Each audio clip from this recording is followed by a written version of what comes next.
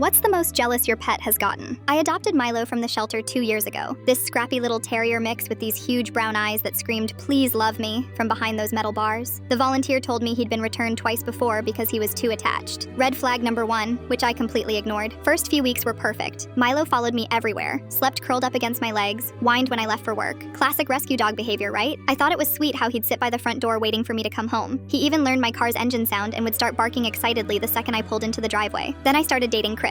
First dinner date at my place, Milo planted himself on the couch between us, ears pinned flat against his head, giving Chris this death stare like he was sizing up an enemy. Every time Chris leaned toward me, Milo would growl low in his throat. We laughed it off at first. "He's just protective," Chris said, trying to pet him. Milo snapped at his hand. When Chris went in for our first kiss goodnight, Milo literally launched himself off the couch and wedged between us, barking like the house was on fire. Chris stumbled backward, and I grabbed Milo, apologizing while this 20-pound furball continued snarling at my date. Second date, Chris brought wine. Fancy bottle, expensive stuff. We were sitting on the couch watching a movie when Chris put his arm around me. Milo jumped up, knocked the entire glass of red wine all over Chris's white button-down shirt. Not an accident. This dog calculated that jump perfectly. "Sorry, he's usually not like this," I said, dabbing at the stain while Milo sat there wagging his tail, proud as could be. Things escalated fast. Every hug between Chris and me turned into a barking session, until I picked Milo up and gave him attention. Chris would try to hold my hand during movies, and Milo would shove his head between our fingers. When Chris brought me flowers, I left them on the kitchen counter while we went to dinner. Came back to find them shredded into confetti across the entire floor, with Milo sitting in the middle of the destruction, tail wagging. The final straw happened when Chris stayed over for the first time. We'd been dating 3 months. Things were getting serious. I warned Chris about Milo's weirdness, but he just laughed and said he'd win him over. Middle of the night, I woke up to this weird scraping sound outside, looked out the bedroom window and saw Milo in the backyard, dragging one of Chris's expensive running shoes across the lawn. He dug this elaborate hole near the fence, dropped the shoe in, buried it, then peed on the spot for good measure. Chris woke up the next morning looking for his shoes, found one in the living room, completely destroyed, looked like it went through a paper shredder. The other one was nowhere to be found until Chris spotted the suspicious dirt mound in my backyard. "Your dog buried my shoe," Chris said, standing at the kitchen window in disbelief. "He what now?" We went outside and dug up the poor shoe. Milo watched from the patio door, tail wagging, pleased with his handiwork. That's when it hit me. This wasn't normal jealousy. Milo was acting like a scorned boyfriend. He saw Chris as competition, not just some random guy visiting his human. I called a dog trainer that week. Linda came over, watched Milo interact with Chris for about 10 minutes, then delivered the diagnosis that made everything click. "He's bonded to you like a mate," she said bluntly. "In his mind, you're his partner, and Chris is an intruder trying to steal you away. Classic case of resource guarding, except the resource is you." Training took months, slowly teaching Milo that Chris wasn't a threat, that Chris could actually be good for Milo too. Chris started being the one who fed him, gave him treats, took him for walks. Had to completely rewire Milo's brain to see Chris as a provider instead of competition.